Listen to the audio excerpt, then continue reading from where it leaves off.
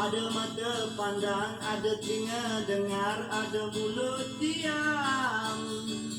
Ada tangan garu, ada kaki goyang. Ada otak pandai, ada akal pakai, ada bijak gadai. Ada mata pejam, ada mulut punya. Yang remeh dan yang temeh berleka di sekelilingmu. Yang remeh dan yang temeh berleka di sekelilingmu. Buatlah, buatlah, buatlah tak tahu. Buatlah, buatlah, buatlah tak tahu. Rela jadi tunggul, rela jadi patung, tunggu di lelong. Suruh angguk-angguk, suruh geling-geling. Oh pujilah aku, ampulah aku, senang hidupmu. Ada tangan tadah, ada maruah campang. Yang remeh dan yang temeh berleka di sekelilingmu. Yang remeh dan yang temeh berleka. Hey there guys, hari ini kita akan bincangkan berkaitan dengan menyingkap rentah tari politik Malaysia. Baik, saya yang cukup lestari bernama Muhammad Anwar Fahmi Haridas bin Abdullah, selaku penganalisis politik anda dan juga seorang presiden NGO di bawah Pertubuhan Kebajikan Masyarakat Sivil Negeri Melaka. Baik saudara dan saudari, hari ini kita akan teruskan dengan agenda yang lebih matang di bawah kepimpinan sistem kerajaan yang kita ada, iaitu kita bukan mengamalkan sistem authoritarian, totalitarian regime military. Kita mengamalkan sistem demokrasi berparlimen yang mana kita bebas memberikan pandangan, mengongsi segala ilmu bersama para stakeholders. Baik, menyingkap rentak tari politik Malaysia. Jadi ramai yang melihat isu politik Malaysia ini dengan persepsi ataupun kacamata mereka yang berbeza-beza, dan ada yang muak, ada yang lali, ada yang jemu, ada yang rasa bosan dan ada juga yang cukup marah, ada juga yang mahukan parlimen dibubarkan untuk memberi laluan kepada pilihan raya. Ada juga yang menyatakan bahawa pemimpin-pemimpin tertentu mesti kekal memegang jawatan, dan ada juga mahukan supaya pihak-pihak seperti Yang Bertuan Agong dan Majlis Hari Raja memberikan pandangan atau campur tangan untuk menstabilkan politik dalam negara. Dan ada juga yang menyarankan supaya pemimpin-pemimpin yang sedang berebut kuasa antara mereka mengundurkan diri. Apapun, kita akan bersama-sama menghayati apa yang cuba saya sampaikan. Baik saudara, kita melihat watak dominan politik Malaysia. Baik, mereka-mereka yang menjadi pemimpin utama ataupun mereka-mereka yang berpengaruh, mempunyai pengaruh yang tinggi. Kalau kita melihat pengaruh yang sedia ada sekarang ini, sudah pasti Yang Amat Berhormat Perdana Menteri Malaysia Tan Sri Muhyiddin Yassin, diikuti oleh Ketua Pembangkang Malaysia iaitu Datuk Seri Anwar Ibrahim, dan seterusnya Tun Mahathir Mohamad, dan diikuti dengan Datuk Seri Najib Abdul Razak. Baik, mereka-mereka ini adalah pemimpin-pemimpin dominan politik Malaysia. Tuan-tuan dan puan-puan, kita melihat di mana di kalangan 4 orang pemimpin ini, 3 daripada mereka telah menjadi Perdana Menteri dan telah 2 daripada mereka telah meninggalkan jawatan itu dan masih kekal dalam sistem landscape politik Malaysia. Dan sekarang ini kalau kita melihat Tan Sri Muhyiddin Yassin adalah Perdana Menteri yang sedia ada, tetapi Datuk Seri Anwar Ibrahim belum pernah mendapat ruang dan peluang. Sebab itu kalau kita melihat Datuk Seri Anwar Ibrahim memang bercita-cita besar daripada dahulu, seperti mana yang dimiliki oleh Tun Mahathir, Datuk Seri Najib dan Tan Sri Muhyiddin Yassin. Tetapi cita-cita Datuk Seri Anwar ini masih belum mampu direalisasikan. Namun watak dominan inilah yang menyebabkan Malaysia berada dalam satu persimpangan di antara mahu ke depan atau mundur ke belakang.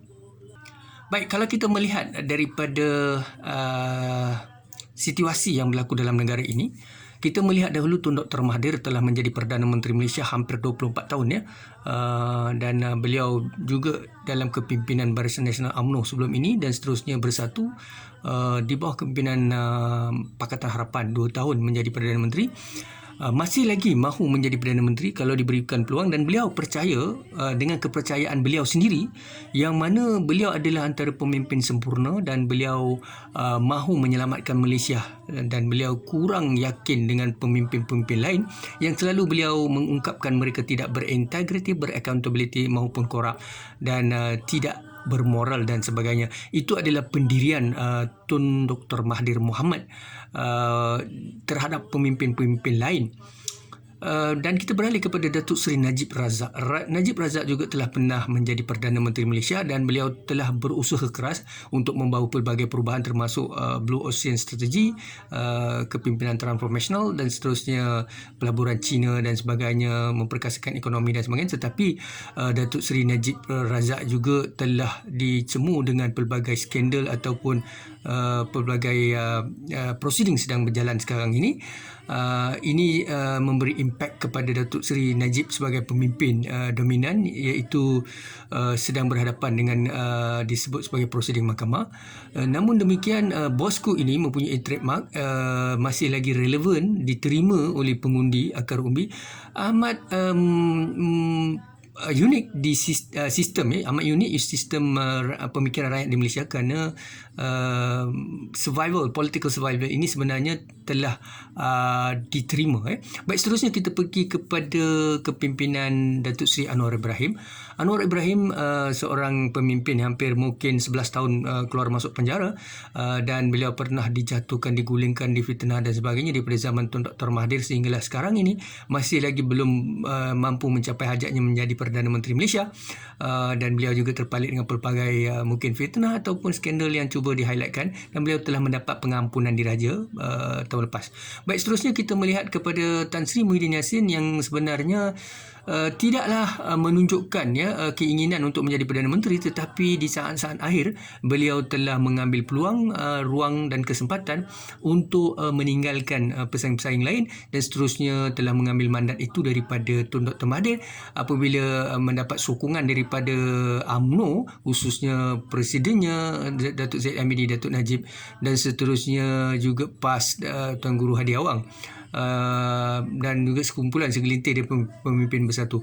Jadi inilah kesempatan ataupun ruang yang telah diambil Tan Sri Muhyiddin Yassin, dan sekarang dikenali sebagai Abah, sedang berusaha untuk membantu rakyat, kebajikan rakyat, dan juga untuk memastikan beliau mampu mengekalkan mandat sebagai Perdana Menteri Malaysia. Jadi tuan-tuan dan puan, mereka ini antara penyebab utama menyebabkan landscape politik Malaysia ini sedang dalam keadaan kita melihat tidak begitu stabil, kerana mereka masih lagi mempunyai pengikut yang ekstrim, taksub, yang taksub dengan ideologi parti politik dan sebagainya, bersatu dengan Tan Sri Muhyiddin Yassin dan juga pejuang sekarang ini di bawah Tun Mahathir. Datuk Seri Anwar masih lagi Pakatan Harapan maupun PKR, dan seterusnya Datuk Seri Najib melibatkan bosku iaitu UMNO dan Barisan Nasional. Baik, kita melangkau kepada watak dukungan politik Malaysia. Ini adalah disebut watak-watak yang memberi suntikan sokongan politik yang cukup kental utuh kepada pemimpin seperti Tun Mahathir, Datuk Seri Anwar Ibrahim, Muhyiddin Yassin, Tan Sri Muhyiddin Yassin dan juga Datuk Seri Anwar Ibrahim.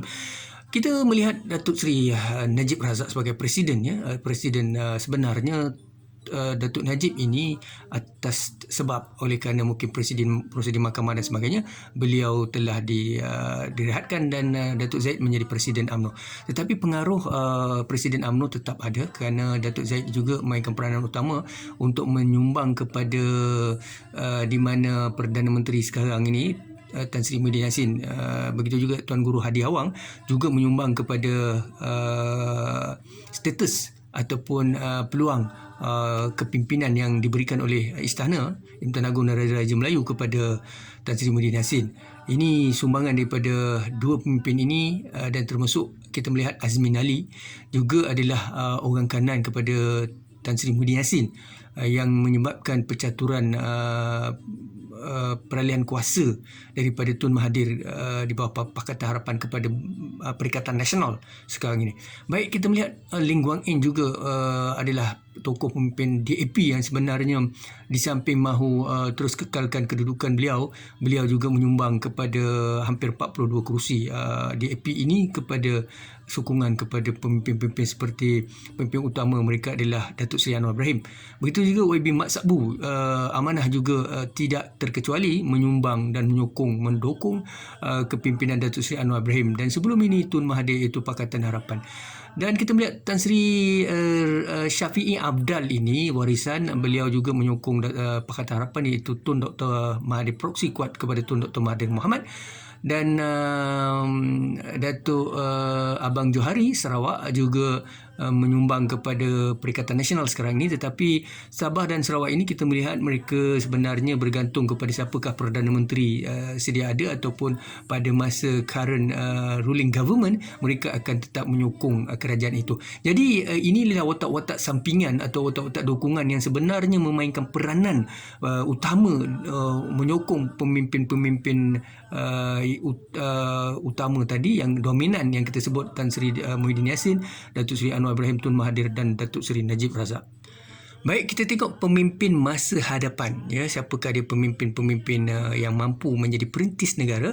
Kita melihat kepada Rafizi Ramli, iaitu pemimpin berjiwa muda, dan pemimpin ini sebenarnya kritikal dan banyak membongkar isu-isu skandal dan sebagainya, tetapi beliau pernah dikatakan merajuk sebenarnya beliau mengundurkan diri buat sementara kerana tidak mahu bertembung dengan Tun Mahathir dan juga legasi kepimpinan Mahathir akur dengan Datuk Seri Anwar Ibrahim.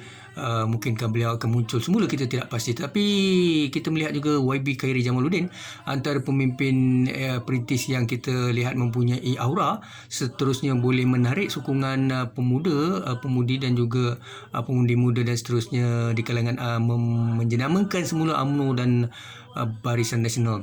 Begitu juga Syed Saddiq ini, walaupun sebenarnya beliau masih lagi muda dan pelbagai perkara perlu dipelajari kerana kepimpinan itu bukan mudah di usia muda seperti yang dilalui oleh beliau, kerana beliau sendiri pun berhadapan dengan pelbagai isu. Tetapi apapun, semua orang termasuk pemimpin saya dan tuan-tuan, kita semua tidak lari daripada kesilapan dan kelemahan. Baik, kita teruskan kepada Nurul Izzah Anwar. Nurul Izzah ini sebenarnya Sri Kandi, pemimpin muda yang sebenarnya berpotensi mempunyai intelektualiti dan juga ilmu.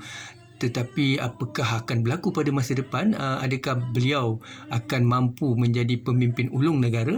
Mungkin menjadi Sri Kandi ataupun pemimpin masa hadapan negara. Tetapi beliau juga pernah juga berhadapan dengan pelbagai ujian getir. Baik saudara, kita melihat pemimpin perintis Malaysia. Bagaimana masa depan Malaysia, ya? Pemimpin perintis Malaysia, adakah Malaysia mampu ataupun sedang berada di track yang betul untuk melahirkan ramai lagi pemimpin? Sebenarnya kita bukan saja melihat kepada Nurul Izzah Anwar, Rafizi Ramli, seterusnya Khairi Jamaluddin maupun Syed Saddiq, kerana mereka ini adalah pemimpin sedia ada dalam landscape politik Malaysia. Tetapi persoalan sekarang, adakah Malaysia berjaya sedang berusaha keras untuk melahirkan ramai lagi pemimpin-pemimpin yang berkualiti yang sebenarnya mampu menggalas kepimpinan negara pada masa hadapan? Tetapi kita melihat kenyataan daripada seorang pakar, itu Dr. John, yang beliau berpengalaman hampir 45 tahun di dalam bidang kepimpinan atau membuat research berkaitan dengan leadership. Dr. John menyatakan bahawa perkara pertama yang perlu dipahami oleh pemimpin ataupun seorang yang mahu menjadi pemimpin bukanlah satu perkara yang mudah. Sebenarnya pemimpin ini dia tidak lahir dalam sekelip mata ataupun sesaat begitu, tetapi sebenarnya pemimpin ini perlulah melalui pelbagai transformasi dan juga pengalaman dan pembelajaran yang lebih utuh, kritikal dan disebut sebagai kredibel dan berkarisma tinggi. Itulah yang disebut beberapa step, iaitu disebut sebagai pemimpin yang disebut antaranya indikator yang digunakan adalah pemimpin position level pertama, promotion, productivity level ketiga, people development yang keempat, iaitu pemimpin position ini adalah pemimpin kemaruk kuasa. Dia saja yang betul, dia tidak mahu memberi ruang dan peluang, dan akhirnya beliau akan jumut. Permission ini adalah dia two-way communication, masih mendengar, mempunyai fokus dan berlestari. Pemimpin yang disebut sebagai productivity adalah pemimpin yang membina legasi seperti Tun Mahathir pernah membina KLCC, KLIA, dan juga Lita Sepang, ya, Putrajaya, Cyberjaya dan sebagainya. Itu disebut productivity. Dan pemimpin people development ini, pemimpin juga perlu melahirkan pemimpin lain. Itulah yang kita melihat di sini. Dr. John telah menyebut sebagai pemimpin perintis Malaysia. People development ini kurang dilakukan di Malaysia kerana kita melihat pemimpin legasi yang kemaruk kuasa dan mereka mahu kekal sehingga akhir hayat mereka menjadi Perdana Menteri dan tetap mahu berkuasa. Baik saudara, pemimpin perintis Malaysia gagal diterjemahkan kerana agenda pembinaan legasi dan monopoli. Jadi sekarang ni kalau kita melihat kebanyakan landscape kepimpinan, ya, di Malaysia, iaitu pemimpin adalah veteran dan terlalu senior, hampir 70 tahun, hampir 80 dan 94, 5 tahun. Mereka ini monopoli legasi, ya, tidak mahu memberi laluan kepada generasi muda. Baik, kita melihat kelemahan pemimpin Malaysia, ya. Kita melihat kelemahan, setiap pemimpin mempunyai kelemahan, bukan saja di Malaysia, di luar negara, dalam negara, tetapi kita negara Islam patutnya menjadi contoh, benchmark, ya, dan menjadi tauladan kepada mungkin rakyat kita dan dalam dan luar negara.